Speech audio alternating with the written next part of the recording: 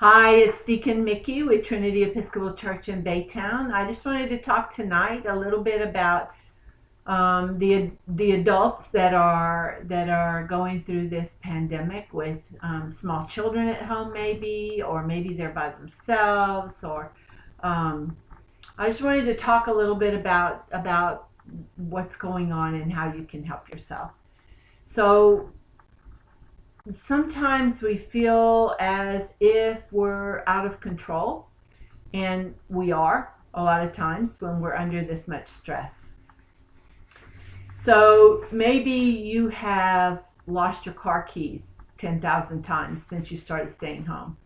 Maybe there's a word you can't just come up with that you always use. Maybe you see somebody and for the life of you cannot remember their name. Now, for some of us, those are everyday occurrences. For other people, they're like, oh my gosh, am I going crazy? Am I losing my mind? No. It's called stress, and your brain is trying to keep up. So right now your brain is saying danger, danger, danger, and you have to tell your brain, you know what? It's okay. There's no danger. As long as I'm doing these things, we'll be fine. Um, uh, you know that saying when you're on an airplane and the stewardess tells you, if you're traveling with somebody who needs help, put on your mask first, because if you are not able to breathe and you pass out, you will not be able to help the person that you need to help. Well, that's a lot like what's going on now. If you have young children at home, if you are responsible for other people, if you're having to try to help people that aren't living with you and you're going back and forth, um, you need to take care of yourself. You need to put your oxygen mask on first. Um, this pandemic has a lot of people feeling sad because of all the illness and death, because we watch too much TV and we see the news, because we feel out of control. Our schedule is not what it usually is. Our sleep cycle isn't what it usually is. We're not around the people we're usually around.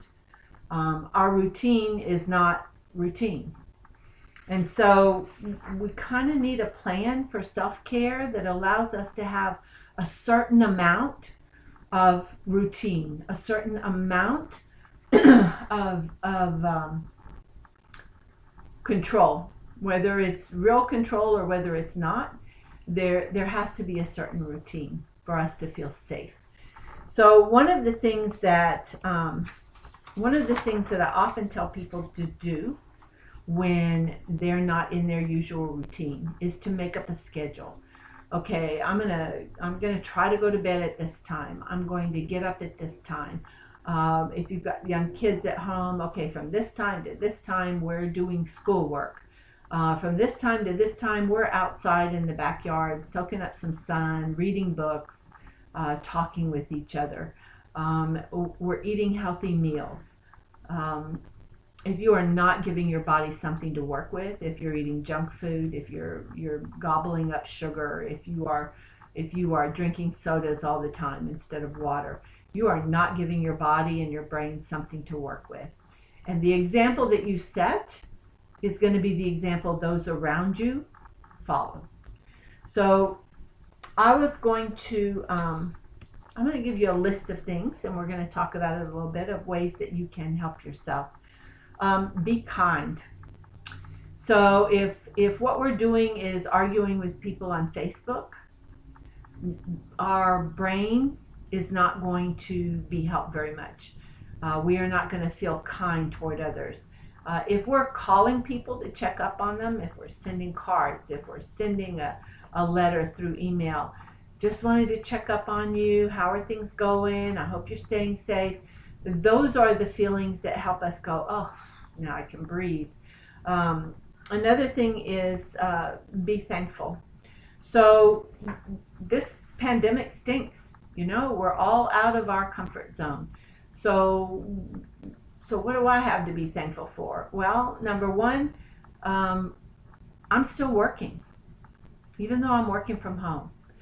I have food enough to eat. I don't have to worry about paying for my house. There are things that we can be thankful for. I have a roof over my head. It's not the hottest part of the year yet. Um, so be kind, and be kind to yourself. The person you hear the most in your head is yourself. So say nice things to yourself. Don't beat yourself up.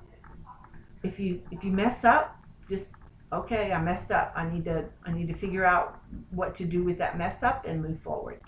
So be kind, be thankful, deepen your connections. So we don't spend a lot of time talking about our feelings. But you know what? This is a really good time to talk about them. It's a really good time to say, I'm feeling a little off center. I'm feeling like I don't want to go out. I'm afraid. I don't want to have this virus. It's a good time to talk about those feelings and allow the person you're with to talk about their feelings as well. The more we don't talk about them, the more control those feelings have over us. And fear is a terrible thing to live with all the time. So get it out, talk about your feelings. Move your body. So early morning right now is nice and cool. Take a walk. If there's a lot of people walking in your neighborhood, put your mask on. If there's not, then you can walk without a mask.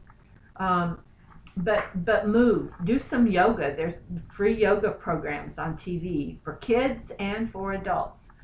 Um, there are other exercise things that you can do. You can take your ropes out in the backyard and pull on those and work your arms and your abs. There are all kinds of ways you can move your body. Uh, do it. Don't just sit around. Move. Write down your thoughts. Now, people get really tired of hearing me say journal because that's what I say all the time to everybody. This is a great time to journal those feelings. This is a great time to say, you know what? We're in day whatever of the pandemic. This is what's going on. This is what they're saying about it now.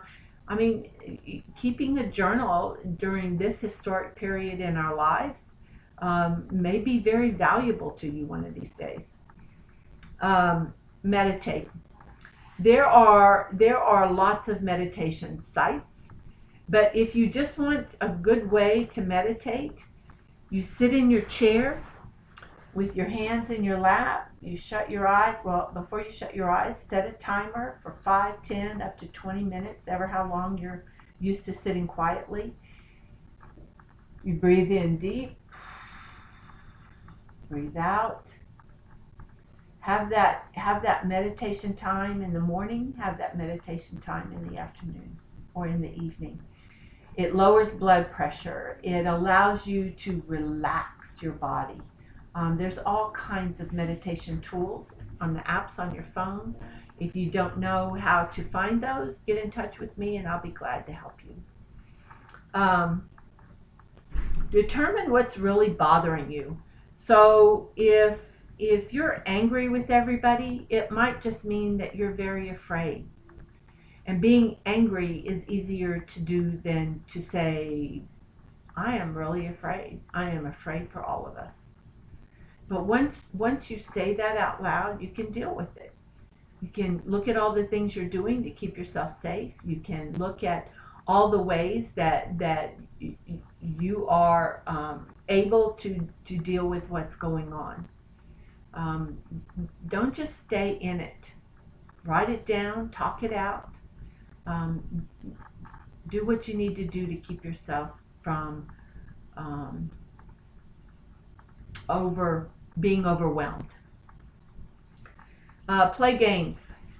Now, have you ever played Farkle? There is no way you can play Farkle. It's a dice game. There's no way you can play that game and not laugh. You could play Monopoly. You can play video games. Adults look really funny to children when you're playing video games. Play trivia games. There are all kinds of games excuse me, that you can play that allow you to just relax, focus on the game, and laugh. And laugh gets those good endorphins going. Oh my gosh, It is so fun to have that big belly laugh and be able to just relax. Um, eat well. Um, Eat in a way that is healthy for you. If you get hyped up with sugar, don't eat sugar. I mean, it's such an addiction anyway. So as much as you can go without sugar, go without sugar, at least for right now. Eat breakfast, eat lunch, eat an early supper. Don't go without eating because you're sad. Don't go without eating because you're thinking, hey, this will be a good time to lose weight. No, it's not a good time to lose weight. It's a good time to eat well and give your body and your brain something to work with. Remind yourself that this too will pass. This is not going to last forever.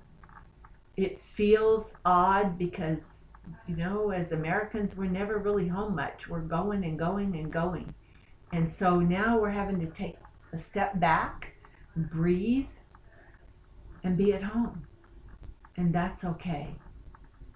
For the amount of time that we're going to have to do that, it is okay.